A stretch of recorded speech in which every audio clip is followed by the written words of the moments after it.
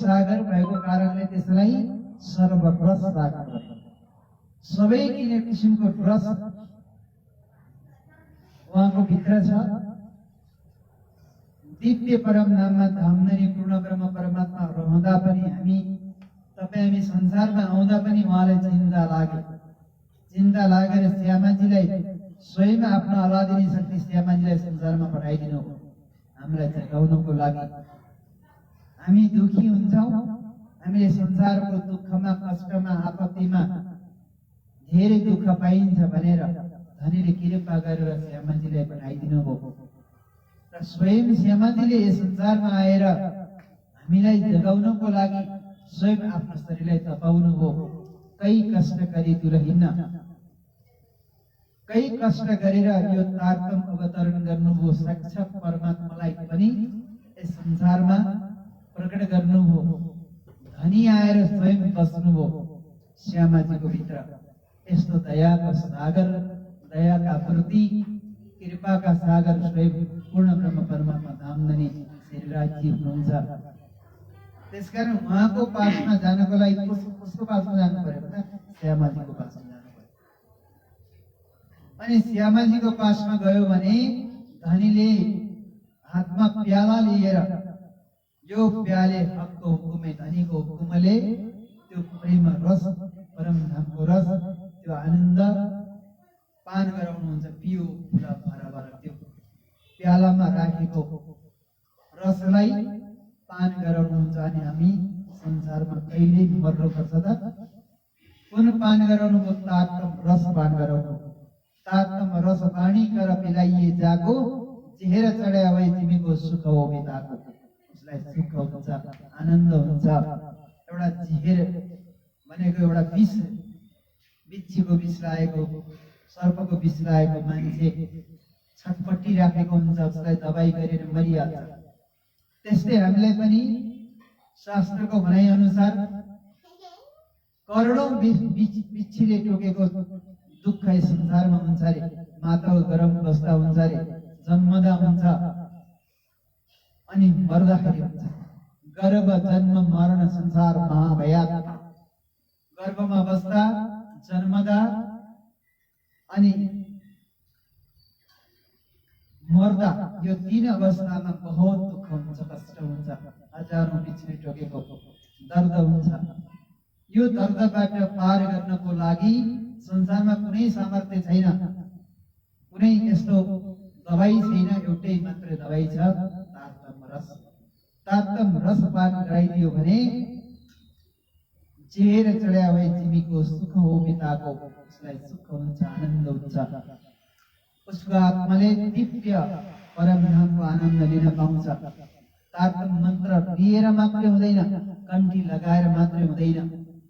यसले भनेको नीति नियम, यसको सबै नीति नियमलाई चिन्तन गर्दै, दिव्य परम नामको चिन्तन गर्दै, वाणीको रस पान गर्दै रोम रोममा हामी 25 पक्ष परम नामको रमण गर्न सक्नुपर्छ। यही चौपाई रास ग्रन्थमा छ। 25 पक्ष चाहिँ आपण तेमा झिल चाहिँ रात अनि दिन। यो 25 पक्ष परम नाम हाम्रो हो। त्यसमा आनन्दसँग झिल्ना गर्नुपर्छ। किन झिल्ना गर्नुपर्छ? झिल्ना भनेको नुहाउनु। नुहाउनुको मतलब नुहाउनु होइन, हामीले चिन्तन गर्नु, एक एक पक्षलाई याद गर्नु। त्यही याद गर्दै गर्दै त्यसको रसमा निमग्न भइयो भने संसारको रस निरस भएर जान्छ। अनि परम नामको याद आउँछ। याद करो सोही साइत जो हँसने मागे खेल।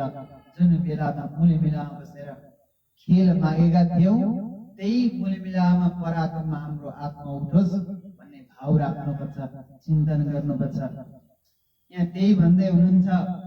त्यो रस पिसकेपछि अनि के आनन्द आउँछ भन्दा और सागर जो मेहेरका सुशोभातिले त त्यो मेहेरको सागर, सर्वरस सागरमा कति आनन्द छ भन्दा त्यो 8 सागर भन्दा विशेष आनन्द छ। त्यसैकारण और सागर भनेको 7 सागर वर्णन किए, 8मा सागर बिना हिसाब। त्यसको हिसाब किताब गर्न सकिँदैन। किन स्वयं धामधनी पूर्ण ब्रह्म परमात्माको वर्णन गर्न सकिन्छ। उहाँको रसको वर्णन गर्न सकिन्छ, प्रेमको वर्णन गर्न सकिन्छ। उहाँले कति प्रेम गर्नुहुन्छ, कति याद गर्नुहुन्छ, कति दया गर्नुहुन्छ, यो कसैलाई पनि थाहा छैन, हिसाब गर्न सकिँदैन। भन्दा त्यही भएर भन्नुहुन्छ और सागर जो मेहेरका सो शोभा अति लेता अत्यन्तै शोभायमान छ। स्वयं श्रीराजजी कति सुन्दर हुनुहुन्छ। एउटा सागरको मुखारविन्दको सागरमा यदि नजर गयो भने अन्त नजर जाँदैन, त्यस्तो शोभाले युक्त हुनुहुन्छ रामधनी भने। पूर्ण स्वरूपलाई चिन्तन गरियो भने के होला, हाम्रो हालत कस्तो हुन्छ, हाम्रो हालत त्यहाँबाट निस्किन नसक्ने हुन्छ। सोशोभा अतिले अत्यन्त शोभायमान हुनुहुन्छ। कस्तो छ, लिहेरी आवे मिहेर सागर खुबी सुख समेत। लिहेर भनेको थाहा छ, सागरमा गएर हेर्नुहोस्, ठुलो नदीमा गएर हेर्नुहोस्, त्यसमा लिहेर भन्ने आउँछ। लिहेर भनेको छाल, समुद्र छरको छाल आएर एउटा छाल आइसकेको छैन, अर्को छाल आउँछ, अर्को लेहेर आउँछ, पटक पटक आइरहन्छ। लेहेरी आवे मिहेर सागर, त्यो मिहेर धनीको मिहेर पटक पटक आइरहन्छ। हामी यदि मिहेरको पात्र बन्यौँ भने, यदि धनीको मिहेरको पात्र बन्यौँ भने सधैँभरि त्यो मिहेर हामीलाई प्राप्त हुन्छ। त्यस्तो खालको दिव्य परम नामको यो मिहेर सागर छ, यो सर्वरस सागर छ, स्वयं धनीको सागर हो। खुबी सुख समेत, त्यसको खुबी, त्यसको बनावट, धनीको स्वरूप हामीले चिन्तन गर्न सक्दैनौँ। हुकुम मेहर के हाथ में, हुकुम मेहर के हाथ में, जोश मेहर के अंग। हुकुम कसको हातमा छ, धनीको हातमा छ। कसको हातमा छ? धनीको हातमा छ। हम तो हाथ हुकुम के, हक के हाथ हुकुम। इत हमारा क्या जाने, क्यों जानु क्यों करो कसम। ए धनी, जसरी तपाईले मलाई यो संसारमा राख्नुहुन्छ म त्यसै गरी बस्दछु भनेर एकदम खुसीसँग बस्नुपर्छ, प्रेमसँग बस्नुपर्छ। मैले दुःख पाएँ भन्नु हुँदैन।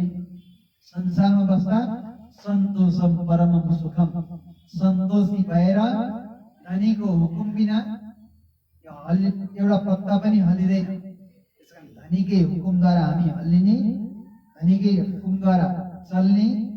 धनीले जसरी राख्नुहुन्छ त्यसरी बस्यो भने कहिले दुःख हुँदैन, कहिले आपत्ति हुँदैन, कहिले हामीलाई सधैँभरि परमात्माको मेहेर प्राप्त भइरहन्छ। त्यसकारण हुकुम मेहेर के हातमा, धनीको हातमा हुकुम छ, त्यही हुकुमद्वारा हामी चलिरहेछौँ, हिँडिरहेछौँ, बसिरहेछौँ। उठ्नु बस्नु सब हुकुमबाट भएको छ।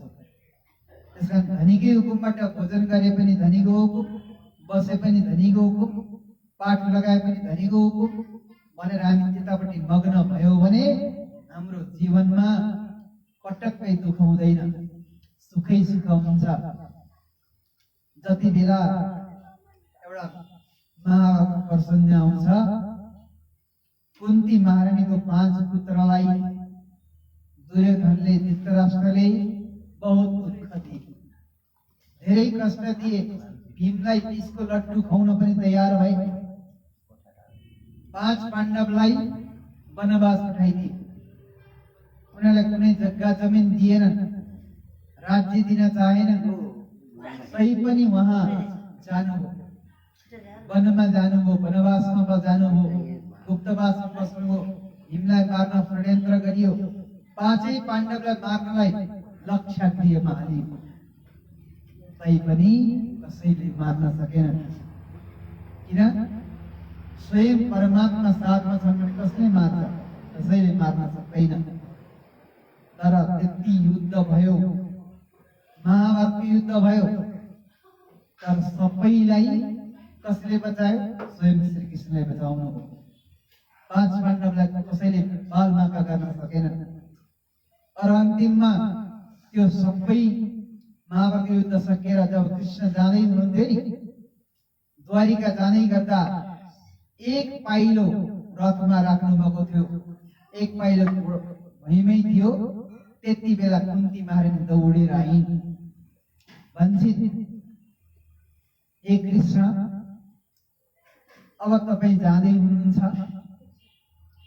भनेर आएर प्रणाम गर्दै गर्दा स्वयं श्री कृष्णले भन्नुहुन्छ, हे कुन्ती, हे फुपूजी, तपाईँ मसँग केही माग्नुहोस्, म द्वारिकाको राजा हुँ, म जे पनि दिन सक्छु, धन पनि दिन सक्छु, राज्य पनि दिन सक्छु, घर पनि बनाइदिन, तपाईँलाई सुखै सुख दिन सक्छु भनेर भन्दा मलाई केही पनि चाहिँदैन, केही माग्नु भएन, माग्नुहोस् न, केही त माग्नुहोस् भनेर कर गर्दा अनि कुन्ती महारानीले के माग्नुभयो थाहा छ?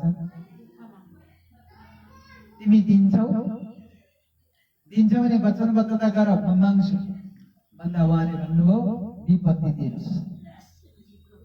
अरे के माग्नु भएको यो? विपत्ति कसैले माग्छ भन्दा विपत्तिमा नै त सुख छ। दुःख में सब सुमिरन करे, सुखे में सुखमा करे न कोई, अपना धनी से मिलना सो दुखै से कोई।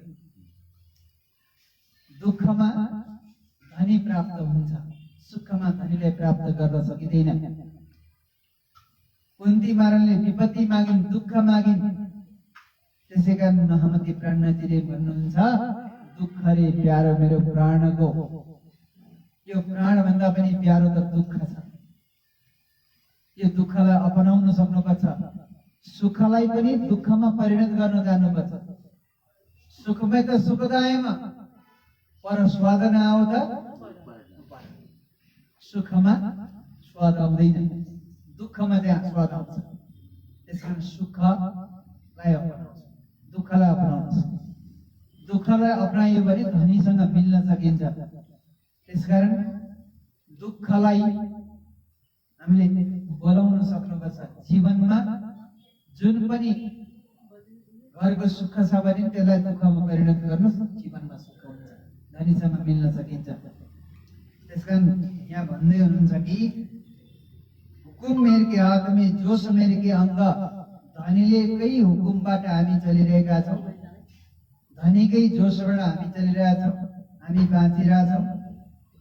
जोश मेहरकै अन्ध, त्यो मेहरकै अन्धमा जोश पनि छ, हुकुम पनि छ, सबै त्यही भित्र छ। धनीकै हुकुमद्वारा यो संसार चलेको छ। हामी हिँडेका छौँ, बोलेका छौँ, बोल्नु पनि धनीको हुकुमबाट बोलेको, म आफै बोलेको भन्न सकिँदैन। किन? यहाँ आत्मा छ, यो आत्मा परमात्माकै अभिन्न अंश हो। त्यसकारण धनीकै हुकुमद्वारा, जोशद्वारा, इसका हामी मेहर के, और धनीको मेहर हामी भित्र भएको छैन। हामी मेहरको पात्र बन्न सकेको छैन। मेहरे बनावे वजुद, वजुद पनि बनेको छैन। मन्त्र मात्रै लिएर थोडी आउँछ। धनीको मेहर बस्ने ठाउँ बनाउन सक्नुपर्छ, पात्र तयार पार्नु पर्छ। अनि यो पात्र तयार पारेपछि धनीको इस्क यहीँबाट पैदा हुन्छ। धनीकै मेहर नभइकन इस्क आउँदैन। हो त्यो धनीको इस्क आउनको लागि पात्र तयार गर्नुपर्छ, वजुद तयार गर्नुपर्छ, अनि बल्ल आउँछ। यत्तिकै आउँदै आउँदै हामी धनीपट्टि एकदम समर्पित भएर, भावपूर्ण भएर यदि सेवा पूजा गरौँ, धनीलाई भित्रबाट दिलबाट पुकार गरौँ, दिलमा कपट नराखिकन, छल नराखिकन पवित्र भावना राखेर यदि गरियो भने अवश्य धनीले हाम्रो वचनलाई सुन्नुहुन्छ। त्यही का अर्ज पहुँचत है, जो भेजत पाक दिल, पवित्र दिलबाट पुकारेको धनीले सुन्नुहुन्छ, बुझ्नुहुन्छ अनि हामीलाई कृपा गर्नुहुन्छ। हुकुम मेहर के हाथ में, जोश मेहर के अंग, इसे कावे मेहर से बेशक इलम दिन संग। बेशकी इलम भने कुन हो? शंका रहित इलम भनेको तारतम्य ज्ञान हो। यो बेशक इलम पनि धनीकै हुकुमद्वारा आउँछ, जसलाई पनि आउँदैन। यदि धनीको हुकुम जहाँ भएको छ त्यो इलम त्यहाँबाट फर्केर आउँछ। उसैको भित्र गएर धनीले आफै भन्नुहुन्छ, पूरी मेहर जित हक की, जहाँ पूरे मेहर धनीको छ ती त और कहाँ चाहिन्छ। जहाँ पुरै धनीको कृपा मेहर छ भने, मेहर पनि छ कृपा पनि छ भने त्यो केही चाहिन्छ? केही जरुरी छ? धन चाहियो, घर चाहियो, सुख चाहियो? केही पनि चाहिएन। धनी नै आइसकेपछि किन चाहियो? हक मेहर ती त होता है। कहाँ हुन्छ फेरि हकीको मेहर? धनीको मेहर कहाँ हुन्छ? त्यहाँ हुन्छ जित असल है निस्बत, जहाँ असली निस्बत छन्, सम्बन्धी छन्, त्यहाँ हुन्छ। हामी सम्बन्धी हो कि होइन? अब आफैले हेर्नुहोस् न, म त्यो दिव्य परम नामको सम्बन्धी हो कि होइन? यदि नभएको भए मैले तात्पर्य पाउँथिनँ। जसले नि किन नपाएको भन्दा हामीले पायौँ। किन पायौँ भन्दा हामीले तात्पर्य त्यसै पाएर पायौँ। हाम्रो धनीसँग सम्बन्ध छ, परम नामसँग सम्बन्ध छ, त्यसकारण हामीले यो ज्ञान पायौँ। जित असल है निस्बत, जहाँ असल दिव्य परम नामको सम्बन्ध छ त्यहाँ चाहिँ के पाइन्छ? के पाइन्छ? धनीको मेहर पाइन्छ। भनेको मेहर भनेको नि धनी नै हो। मेहर हो त अब्बल से, सुरुदेखि कसलाई हुन्छ? मेहर हो त अब्बल से इतै हो त हुकुम, सुरुदेखि नै धनीको मेहर त्यही हुन्छ। जुलुस साथ शब्द के त्यो मेहरको साथमा जुलुस छ। के छ? कछु कमी न त करत खसम्म धनीले केहीमा नि कमी गर्नुहुन्छ। उहाँसँग जोस पनि छ, मेहर पनि छ, कृपा पनि छ, सबै परम नामको पुरै दौलत छ। त्यो सबै साथमा उहाँले दिनुहुन्छ। यस्तो कृपालु दयालु परब्रह्म परमात्मा धामधनी हुनुहुन्छ।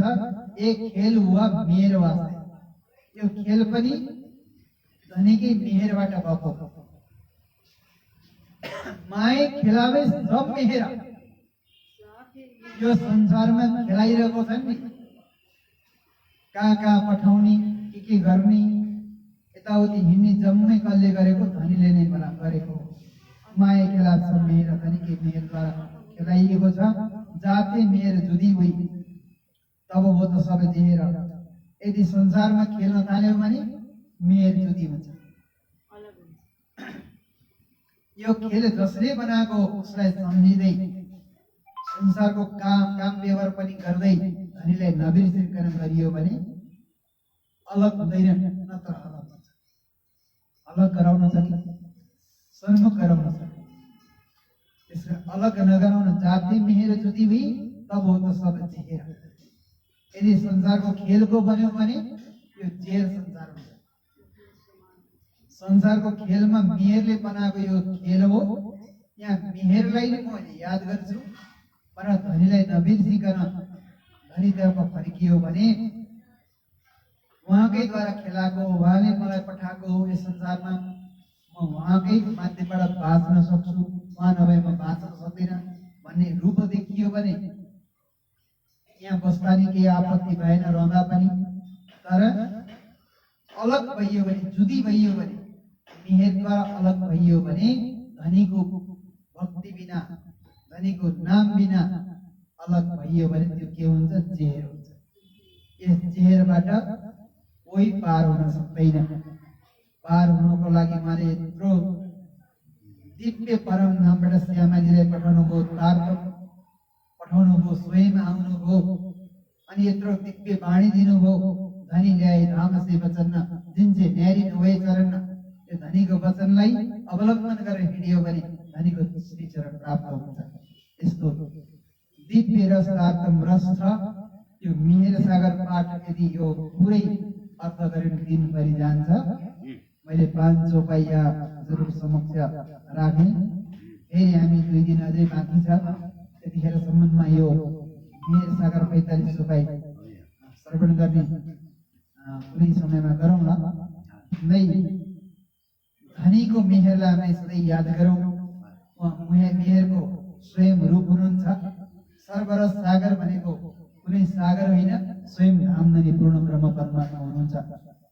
त्यसकारण उहाँलाई कहिल्यै नबिर्सिकन हर हमेसा चितवनी गर्दै, चिन्तन गर्दै सेवा पूजाको माध्यमबाट दिव्य परम नामको सर्वरस यादलाई याद गरे पनि मूल मिलावलाई याद गरे पनि कुनै एउटा पक्षलाई याद गरे पनि मजाले राम्रोसँग त्यस डिजाइनलाई राम्रो दिलमा उतार्नु चिन्तन गर्नु अवश्य पनि त्यस संसारबाट आत्मा छुट्दै गर्दा हाम्रो चिन्तन त्यहाँ पुग्यो भने अवश्य हामी परम नाममा जमुनाजीमा भए पनि अवचोको सडकमा तलाउमा भए पनि उपराधमा भए पनि कुनै पनि 24 साँझको मोहरमा एउटा डिजाइन हाम्रो दिमागमा बस्यो भने तपाईँको बेडा पार हुन्छ। त्यसकारण धामवासी आत्माको आज तिथिमा पनि उहाँ पनि परम नामकै सुन्दर साथ हुनुहुन्थ्यो। एउटा पुस्ता मात्रै नभएर 7 पुस्तादेखि यस निजानन्द सम्प्रदायमा दीक्षित भएर अहिलेसम्मको यो पुस्तालाई निजानन्द सम्प्रदायमा डोर्याएर दिव्य परम नामको त्यो रसमा डुबाउन ती पुस्ताहरूले बहुतै ठुलो सङ्घर्ष गरेको रहेछ, भक्ति गरेको रहेछ।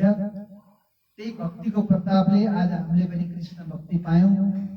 गतात्मा पितृहरूको पनि गति मुक्ति होस् भन्ने सुन्दर भावको साथ उहाँहरूले पनि दिव्य परम नाममा श्रीराजीको समक्षमा मुनि मिलामा परात्मा उठेर धनीको त्यो आनन्द विलासमा रम्न हुनेछ र उहाँको आशीर्वाद हामीले प्राप्त गरेर धनीको मेहेरद्वारा हामीले पनि त्यस सुख अनुभूति प्राप्त होस् भन्ने सुन्दर भावको साथ सर्वे भवन्तु सुखिनः सर्वे सन्तु निरामया सर्वे भद्राणि पश्यन्तु महाकसितु भागवत भन्दै यो वाणी जो पहिले गराउँदै आफ्नो वाणीलाई यही विराम गरे। एक खेल हुआ मेरा वास्ते माहे खिलावे सब मेरा जाते मेरा जुदी हुई तब होता सब तेरा तब होता सब तेरा। बोलो श्री कृष्ण कन्हैया लाल की, सदगुरु महाराज की, धामवासी आत्मा की, हतात्मा पितृहरू की, समस्त श्रीमणि सुंदर साथ की।